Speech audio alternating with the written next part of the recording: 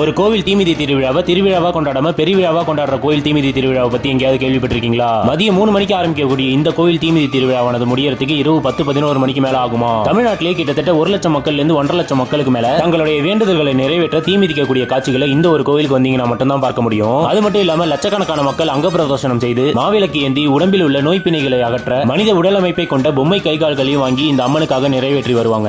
இன்னைக்கு நம்ம தமிழ்நாட்டில் நடக்கிற மிகப்பெரிய தீமிதி திருவிழா கோயில்கள்ல லட்சக்கணக்கான மக்கள் தீமிதிக்கிற கோயில்கள்ல ஒன்றான தில்லை சிதம்பரம் நடராஜருடைய கட்டளைக்கிணங்க கிழக்கு புறமாக அமர்ந்து வீட்டிலிருந்து மக்களை காத்தருளும் வேண்டிய வரத்தை அள்ளி தரும் சக்தி வாய்ந்த கோயிலான சிதம்பரம் கீழத்தெரு மாரியம்மன் ஆலய பிரம்மாண்ட தீமிதி பெருவிழாவுக்கு தான் வந்திருக்கிறோம். கடலூர் மாவட்டத்திலே லட்சக்கணக்கான மக்கள் தீமிதிக்கிற கோயிலாகவும் தமிழ்நாட்டில் நடக்கிற மிகப்பெரிய தீமிதி திருவிழா கோயில்கள்ல 3வது இடத்துல இருக்கக்கூடிய இந்த கீழத்தெரு மாரியம்மன் கிட்ட எது வேண்டுனாலும் அது கட்டாயம் நிறைவேறுமா? எள்ளு போட்டா எள்ளு தெரிக்காத அளவுக்கு மக்கள் வெள்ளத்துல மூழ்கி பிரம்மாண்டமா நடக்கக்கூடிய இந்த தீமிதி பெருவிழாவில் லட்சக்கணக்கான பக்தர்கள் இந்த மாரியம்மனை வேண்டி தீமிதித்து அங்க பிரதோஷனம் செய்து பாடை கட்டி கோயிலை வலம் வந்து செடல் காவடி எடுத்து பிரம்மாண்ட தீக்குழியில தீமிதித்தும் வருவாங்க. நீங்க வெளியில் செல்லும் போது பாதுகாப்பாக இருக்க இந்த கோவில் துர்க்கையம்மன் ஆலயத்துல கயிறு வாங்கியும் கட்டிக்கலாம். இந்த ஆலய தீமிதி பெருவிழாவை நம்ம யூடியூப் சேனல்ல லைவாவே போடுவோம் பாருங்க.